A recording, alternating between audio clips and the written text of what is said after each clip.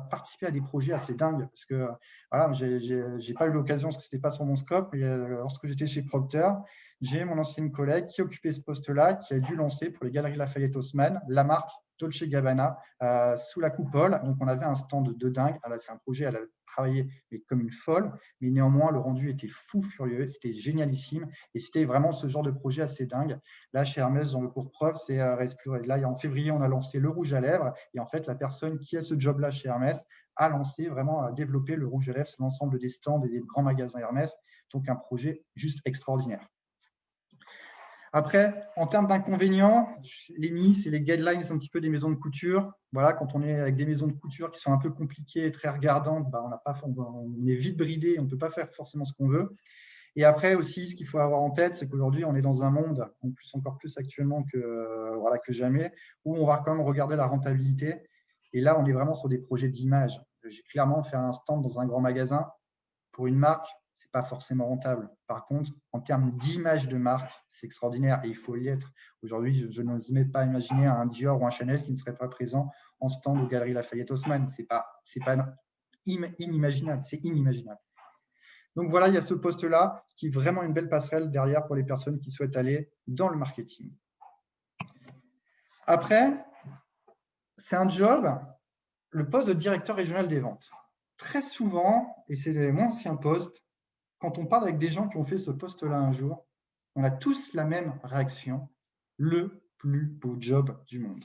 C'est clairement, voilà, je suis encore assez jeune, mais jusqu'à présent, et j'espère retrouver un poste comme ça un jour, c'est vraiment le plus beau métier du monde. Le poste de directeur régional des ventes. C'est vraiment le premier job où vous allez vraiment faire du management. Vous allez avoir une équipe qui peut aller de 7 chefs de secteur à potentiellement une vingtaine de chefs de secteur. C'est un métier où, en fait, pour la première fois de votre carrière, les résultats ne seront plus entre vos mains. Et ça, croyez-moi, c'est quelque chose de très, très, très perturbant au début. Moi, je me souviens, quand j'ai pris ce poste-là, au début, je me suis dit, en fait, j'ai des objectifs, merde, j'y suis pas. On n'y est pas. Mais en fait, aujourd'hui, je ne peux pas aller prendre ma mallette et aller négocier à la place de mes chefs de secteur. Non, ce n'est pas possible. En fait, c'est un job vraiment où tout passe par les résultats de votre équipe. Et c'est vraiment quelque chose, on ne s'en rend pas forcément compte comme ça, mais la première fois que ça va vous arriver, vous allez vous dire, mais en fait, c'est vrai que maintenant, je suis dans un poste où je ne sais plus forcément entre mes mains. Et c'est un métier où c'est principalement de l'humain. Et ça, c'est extraordinaire. Ce n'est pas un métier où vous allez avoir forcément la pression du chiffre. Ce n'est pas un métier où vous allez avoir le stress du siège. C'est un métier où vraiment, on est sur du développement. Vous aimez aider les gens à se développer, croyez-moi, c'est un job extraordinaire. Quand vous avez un chef de secteur qui vous dit ça, j'y arrive pas ou ça, je ne peux pas faire, et que vous arrivez à le former, à l'encadrer, à le faire monter en compétence pour qu'il puisse faire, vraiment, c'est une vraie, vraie fierté pour vous. Et croyez-moi, c'est vraiment un truc d'assez extraordinaire. Après, forcément, qui dit humain dit aussi des mauvais côtés. C'est que parfois, l'être humain, on l'est tous, peut être très ingrat. Parfois, ça peut être un peu ingrat parce que vous allez vous battre pour votre équipe, vous allez brûler un gaz de fou, vous allez mettre des trucs de fou en place, et en fait, derrière, vous n'aurez pas forcément un merci ou « ah bon, que ça ?» Par exemple, imaginons demain, je vous dis en fait, je t'augmente de 3%. Ah bon, pourquoi que 3% et pourquoi pas 5 ? En fait, parfois, et donc il faut avoir vraiment cette capacité de se dire, en fait, de ne pas le prendre personnellement. Au début, ce n'est pas évident, mais néanmoins, une fois que vous arrivez à vraiment faire prendre la distance, vous verrez que c'est vraiment le plus beau métier du monde. Et donc ça, je vous conseille aussi un jour d'avoir, et je vous souhaite vraiment d'avoir la chance de faire ce job de directeur régional des ventes. Ensuite, ce qui va vous intéresser aussi, je sais que ça peut intéresser pas mal de monde, c'est, là, je vous ai donné quelques postes parmi les plus connus. C'est également savoir qu'est-ce qui existe en termes de passerelles. Est-ce qu'il y a des passerelles pour faire autre chose une fois qu'on s'est lancé dans cette carrière des ventes?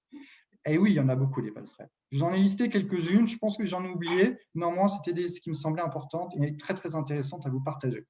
La première, la formation.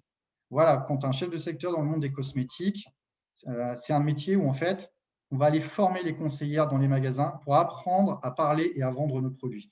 Donc voilà, une fois que vous avez commencé une carrière dans les ventes commercialement parlant, c'est un service dans lequel vous pouvez aller pour développer des outils, des moyens de formation ou des événements pour après former les équipes et aider les chefs de secteur par la suite. Ensuite, vraiment un secteur que je vous recommande plus que jamais de faire un jour, c'est le e-commerce. Le e-commerce, voilà, on est dans un monde où on le voit encore plus aujourd'hui avec la crise du Covid, c'est réellement l'avenir. Aujourd'hui, on est sur des croissances extraordinaires, mais c'est hallucinant en termes de croissance sur le e-commerce.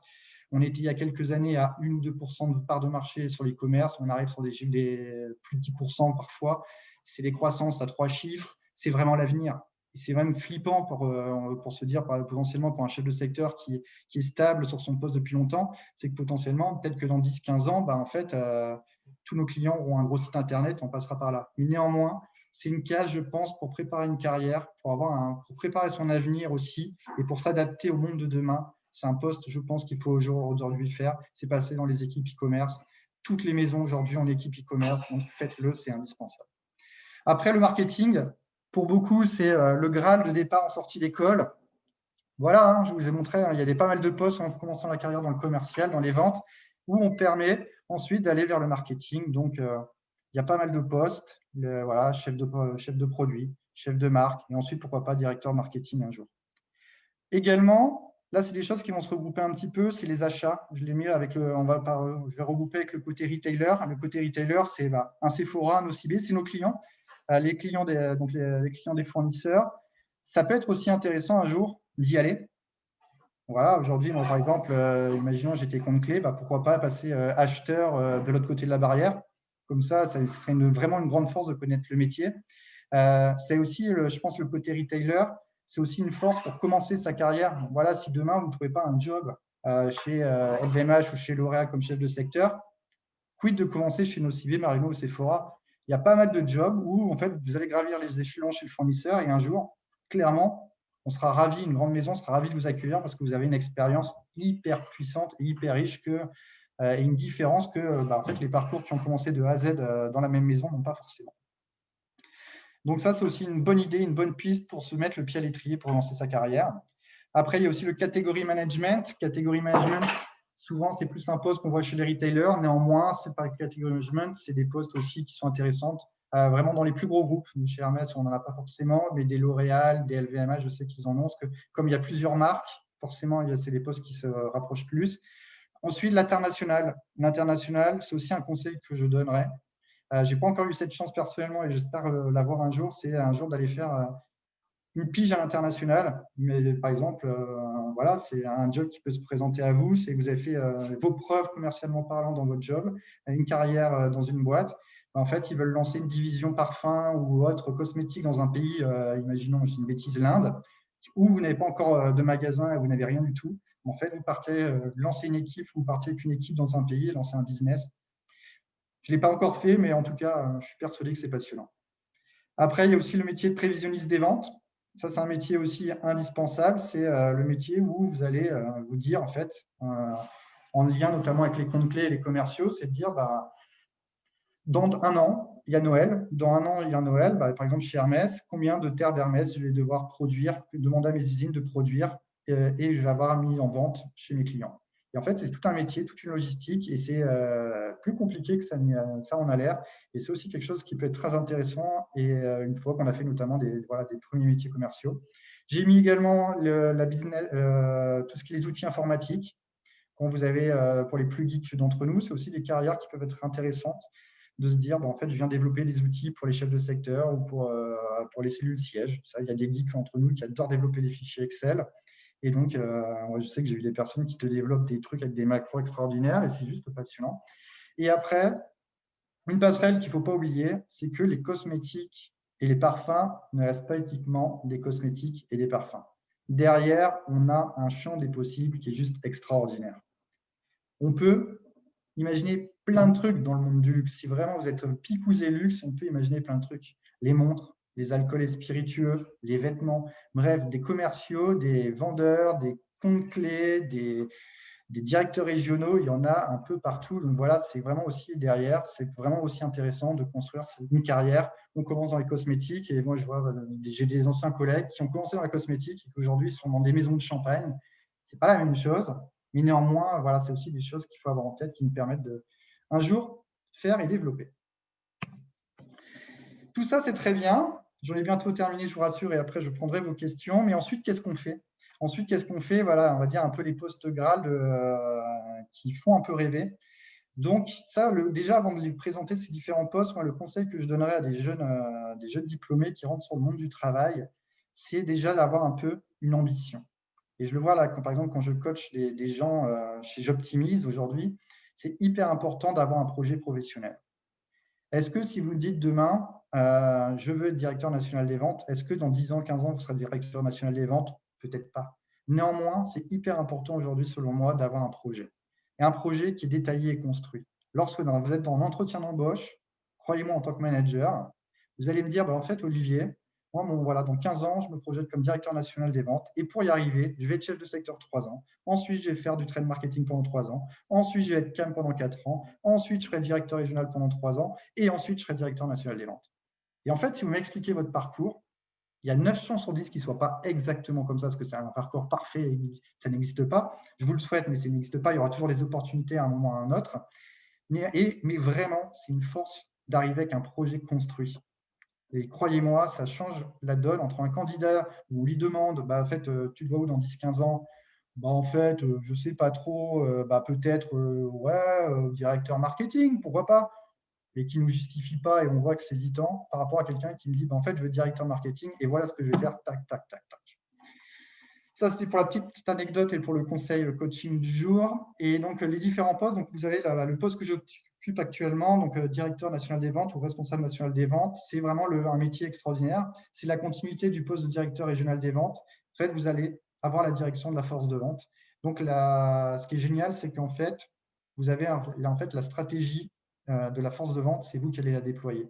Donc, c'est vraiment vous qui allez insuffler une stratégie, des objectifs, une vision, et après, c'est à vous d'engager votre équipe, l'équipe chef de secteur, pour aller chercher vos objectifs. C'est aussi un métier où vous êtes en fait en lien avec tout le monde. C'est un métier, voilà, vous êtes le meilleur avocat au siège de votre équipe de terrain, de vos chefs de secteur. Et donc, c'est un métier, voilà, que j'occupe maintenant depuis 6 mois et sur lequel je m'éclate. Et pareil, je vous souhaite un jour de le faire, parce que c'est un métier assez extraordinaire. D'autres métiers, donc c'est le directeur des grands comptes nationaux. Donc ça, c'est vraiment le poste qui va manager l'équipe des comptes clés. Donc souvent, dans une société, il y a 3-4 comptes clés en fonction de la taille des sociétés. Et en fait, c'est la personne qui va venir en fait manager les CAM et potentiellement venir aider en appui des CAM lors des rendez-vous de négociation, parce que souvent, c'est assez gradé. Au bout d'un moment, avec votre acheteur, vous allez être bloqué parce que vous serez à fond de tout ce que vous pouvez donner et l'acheteur pourra plus faire, sera à fond aussi.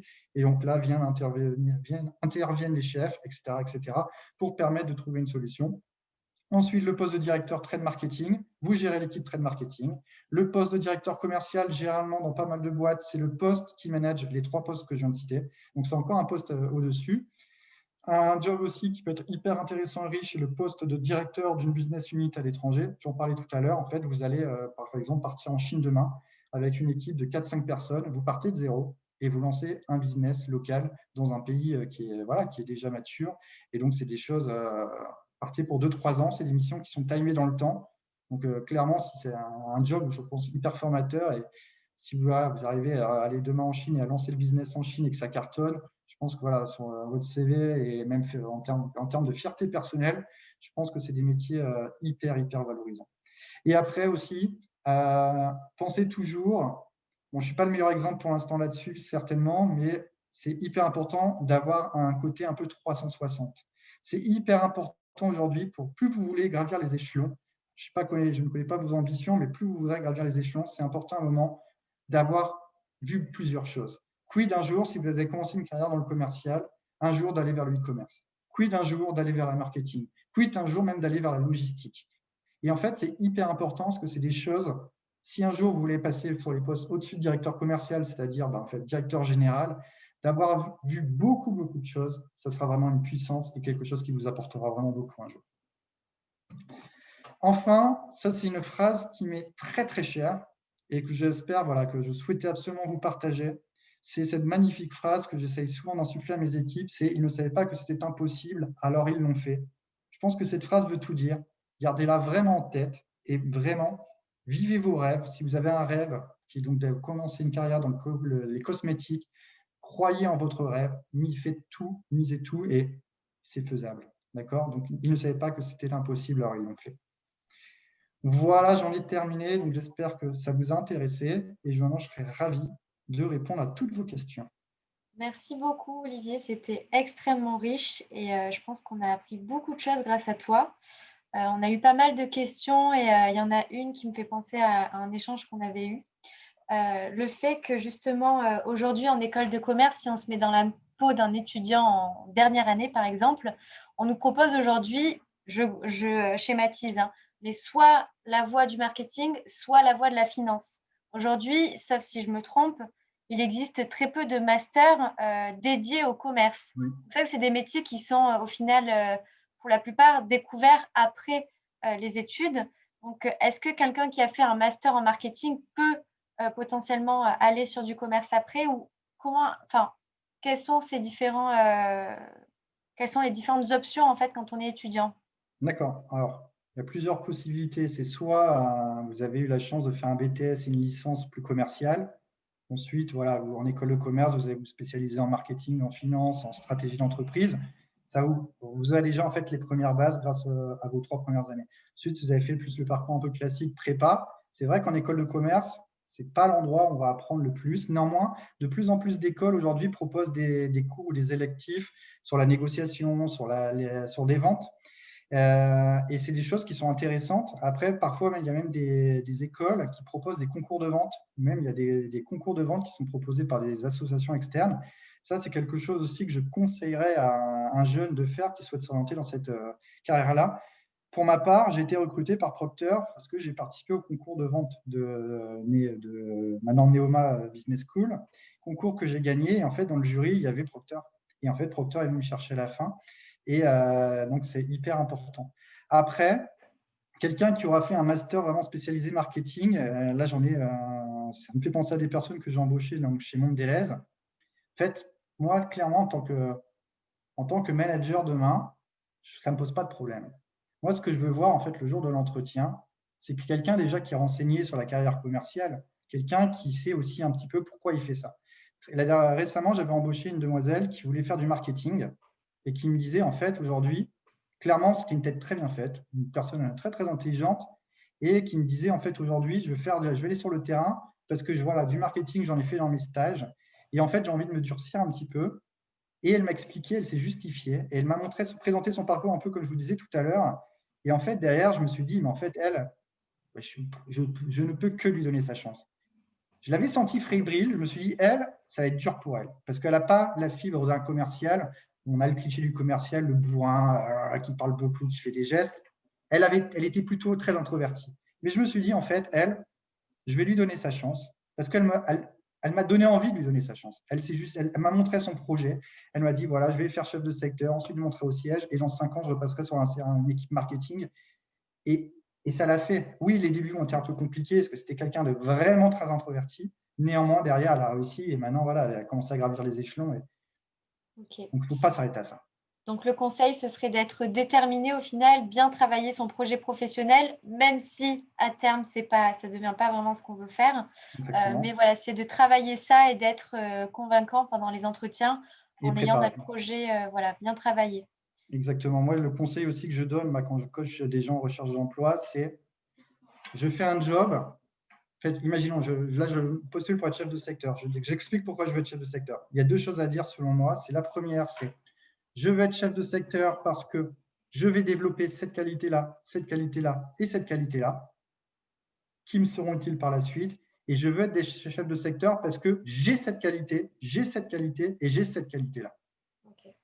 Je vais travailler ces 3 qualités-là qui me permettront ensuite d'être au trade marketing. Au trade marketing, je vais développer l'analyse, le marketing, etc.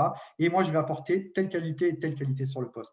Et en fait, de répondre comme ça, pour derrière, imaginez demain, imaginez-vous, vous êtes recruteur, il y a une personne devant vous qui dit, bah, en fait, je vais faire tel poste pour développer ça et ça va m'apprendre ça. Ensuite, je vais faire ça pour développer ça et je vais apporter ça. En fait, qu'est-ce que vous voulez dire d'autre? Enfin, Bien vous avez sûr. un ovni parce que personne ne le fait et c'est trop rare, malheureusement. C'est vrai et c'est osé, mais après on peut toujours, tenter et c'est vrai que parfois ça peut marcher. Et en tout cas, on a des beaux exemples, dans notre entourage, de personnes qui ont réussi à le faire et il faut continuer à persister quand on a un projet professionnel. Je pense que c'est un très bon conseil. Si on passe sur une autre question, Olivier, on a Marilyn qui nous demande, quand on a déjà un certain âge et une carrière différente derrière soi, est-ce qu'on peut encore envisager de revenir dans le commerce? Pourquoi pas? Après, l'avantage, je pense, d'une carrière commerciale, c'est que c'est un métier où, en fait, déjà, c'est un métier qui recrute beaucoup, parce qu'aujourd'hui, dans toutes les sociétés, on a besoin de commerciaux, donc ça, c'est la première chose à avoir en tête. Et après, c'est un métier où, je pense, si vous avez un bon relationnel et si vous avez envie d'apprendre, voilà, après, c'est vraiment un métier où c'est beaucoup on parle souvent de techniques de vente. Moi, ça ne me choque pas. Après, là où sera l'exercice de Marilyn, ça sera vraiment lorsqu'elle va se retrouver devant son recruteur, de montrer, en fait, d'expliquer la pertinence du passage, en fait, de bien mettre en avant tout ce qu'elle a fait jusqu'à présent, tout ce qu'elle a développé, qui aura une valeur ajoutée sur le job. En fait, je ne sais pas ce que Marilyn faisait au préalable, mais il faut qu'elle arrive, moi, Olivier, à me convaincre de me dire, en fait, tout ce qu'elle a travaillé historiquement dans toutes ses missions, dans sa vie d'avant, en fait, elle le met en lien avec le poste de commercial. En fait, ouais, il y a une logique, il y a une histoire, en fait. Oui. Et en fait, moi, je me dis même, tiens, ce profil-là, potentiellement, ça va être un petit peu un profil différent que mes commerciaux à date, et ça peut être intéressant. Après, c'est vraiment la manière de l'ajouter. Et toujours important, c'est de montrer de l'envie, de la motivation et de la préparation. Il faut montrer une passion quand on veut vraiment changer de projet professionnel. J'ai eu la chance de coacher des gens qui faisaient de la finance et qui, du jour au lendemain, veulent partir dans le monde des dessins animés. En fait, on a réussi parce qu'à un moment, il fallait montrer des étoiles dans les yeux. Il faut montrer de la passion, de l'envie, il faut que ce soit cohérent, qu'il y ait une histoire. Et si l'histoire est là, que quand le recruteur en face de vous sent la passion, l'envie, à un moment, on se dit, en fait, c'est son rêve, quoi. Je vais lui faire confiance, allez, je vais lui donner sa chance. Très bien, très clair. Et je reviens aussi, Olivier, sur le fait que tu as commencé, toi, ta carrière grâce à un concours de négo. Ça se passe comment, en fait, un concours de négo? Est-ce qu'on peut en faire en ligne? Est-ce qu'il existe des formations pour ça? Alors, est-ce que tu peux en faire en ligne? C'est une bonne question. Après, en fait, moi, j'avais fait avant même le concours de l'école, j'avais participé à d'autres concours de vente. Ça s'appelait les négociales, si je ne dis pas de bêtises. En fait, c'est un concours où je pense que vraiment n'importe qui peut s'inscrire, et aussi qu'il y a beaucoup d'écoles qui le proposent. Moi, j'ai eu la chance de faire ça en BTS, en licence. Et en fait, vous allez avoir d'abord une compétition avec les collègues de votre classe. Ensuite, si vous avez gagné, vous allez vous affronter avec des gens de la région pour ensuite avoir une finale nationale. Et donc, il y a plusieurs choses comme ça. Donc, je me souviens du nom des négociales. Donc, je pense qu'il doit y avoir d'autres, clairement. Okay. Et je pense qu'aujourd'hui, si quelqu'un qui recherche sur Google doit pouvoir trouver. Okay. Et en fait, un concours de vente, comment ça se passe? Déjà, on va vous donner un cas que vous allez découvrir, que vous allez pouvoir préparer. On n'arrive pas, on ne vous dit pas 5 minutes avant, vous allez me vendre un stylo. En fait, vous allez avoir un cas. Et en fait, vous allez devoir vous mettre dans la place du commercial. Moi, typiquement, à l'époque, pour vous raconter mon histoire, Procter & Gamble, je me suis retrouvé comme chef de secteur pour participer au lancement de Boss Bottle Sport. Je n'avais jamais vendu de parfum. En fait, je me suis retrouvé devant un jury, donc la personne était une des personnes chez Procter, devoir lui vendre. Et on était plusieurs étudiants de Reims à devoir lui vendre ce parfum. Donc après, voilà, en termes de préparation, je suis allé en parfumerie, je suis allé voir un peu comment ça se passe. J'ai imaginé des choses, j'ai préparé mon truc, j'ai préparé mon histoire, ma vente. Et derrière, je l'ai déballé. Et derrière, en fait, j'ai passé l'étape 1, l'étape 2, l'étape 3 et l'étape 4 jusqu'à la fin. Ok, très bien. C'est assez intéressant. On a une autre personne aussi qui nous demande, Olivier, alors moi, je ne connais pas cette formation, mais l'avenir d'un ingénieur technico-commercial. Ouais. Alors, Comment tu vois l'avenir pour ces personnes? c'est compliqué comme question, ça. Non, après, c'est très vague comme question, parce que après, tout dépend. Un ingénieur technico-commercial, c'est un métier où, voilà, en fait, tout dépend après de ce que la personne fait derrière. C'est un métier où, potentiellement, si cette personne peut préciser un peu plus, ça pourra peut-être m'aider, mais si c'est pour le monde des cosmétiques, c'est pas un frein. C'est pas un frein. Moi, j'ai une ancienne collègue qui a été pareil, qui avait ce type de profil-là à l'époque de Procter & Gamble, et qui était chef de secteur pendant 3-4 ans. Et aujourd'hui, pour tout vous dire, elle a un poste de malade mental, et elle gère toute la stratégie commerciale d'une marque très, très connue pour le groupe Coty. Donc après, voilà, la question est, je suis désolé si je réponds un peu à côté, mais en tout cas, pour moi, c'est pas un frein. Et L'avantage de ce type de profil, c'est que c'est quand même des personnes qui ont été formées au commercial et à la vente. Et donc, clairement, c'est un avantage par rapport à d'autres qui n'ont jamais fait de vente et qui ne savent même pas ce que c'est une négociation. Ok, très bien. Et pour toi, est-ce que vendre des parfums, quand on vend des parfums, est-ce qu'on peut aussi vendre justement des stylos? Est-ce qu'on peut vendre un peu tous les types de secteurs? Est-ce qu'on peut vendre aussi des Ah, voitures? alors, c'est une excellente question. Et la réponse est oui. En fait, la réponse est oui. Pourquoi? Parce qu'en fait, quand vous avez commencé une carrière de commercial, les premières formations que vous allez avoir, c'est des formations de techniques de vente. Et en fait, les techniques de vente, finalement, on peut regarder, il y a plein de modèles de techniques de vente. On a la CIMAC, qui est assez connue. Après, on a la fameuse phase de découvert, on récapitule, etc., etc. Mais en fait, une fois que vous savez ça, une fois que vous maîtrisez ça, et voilà, j'ai commencé à vendre, pour tout vous dire, j'ai commencé en alternance à vendre des portes et des fenêtres. J'ai vendu des portes et des fenêtres. Ensuite, j'ai vendu des parkings écologiques. Ensuite, j'ai vendu des parfums. Ensuite, j'ai vendu des princes et des granolas. Vous voyez? Et ça ne m'a pas empêché de vendre. Parce qu'après, en fait, une fois qu'on a les techniques, les méthodes, on vient adapter son histoire, ses arguments et la façon de vendre à son client. En fait, un parfum, clairement, aujourd'hui, un parfum chez Hermès, je ne viens pas le vendre de la même manière que j'allais vendre des granolas chez Leclerc. Clairement, non, c'est incomparable. Néanmoins, la méthode reste là. Très bien.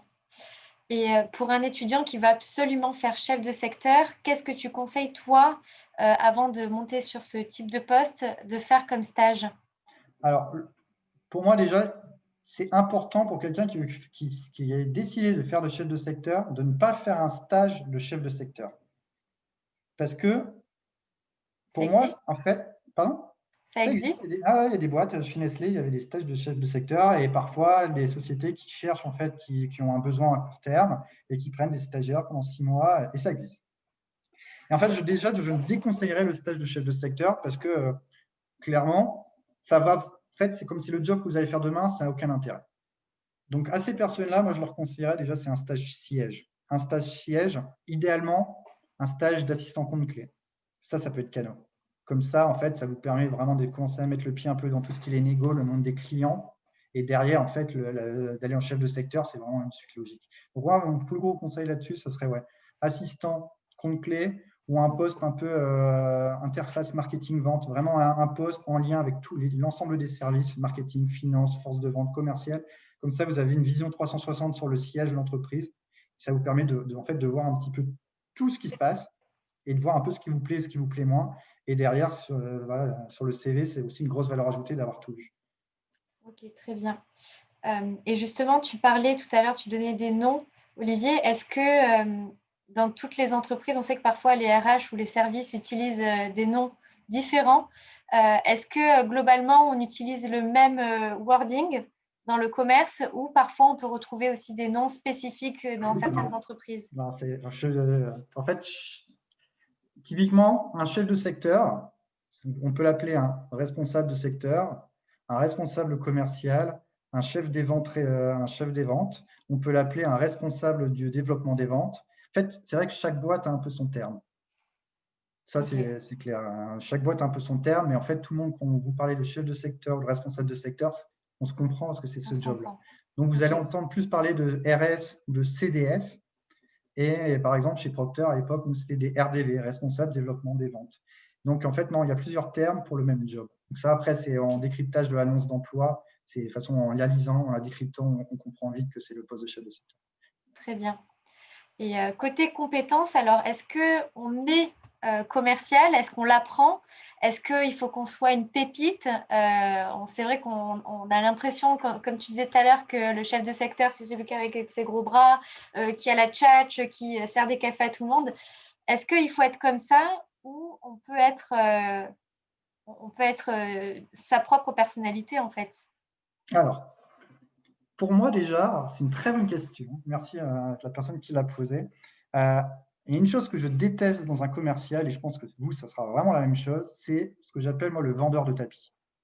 C'est le mec qui est, ou la fille, hein, j'en mets plein, et je te mets ça en plus, et je t'offre ça, et en plus, c'est une super affaire, et blablabla, et blablabla, et blablabla. Et en fait, le mec, il a du bagou. Le mec, elle a de chat. Le mec, il parle bien, il passe bien, super costard et compagnie, cravate. Oh, en fait, on déteste. C'est insupportable.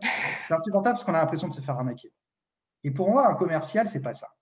Un commercial, on n'a pas besoin d'avoir du bagou ou d'avoir des grands gestes ou une grande gueule pour être commercial. Non, un très bon commercial, les meilleurs commerciaux que j'ai eu l'occasion de manager, c'était pas des grandes gueules, c'était franchement des personnes plutôt introverties qu'extraverties, mais normalement, c'est des personnes qui avaient la qualité, la compétence et la capacité de déceler en fait les attentes et les besoins de leurs clients.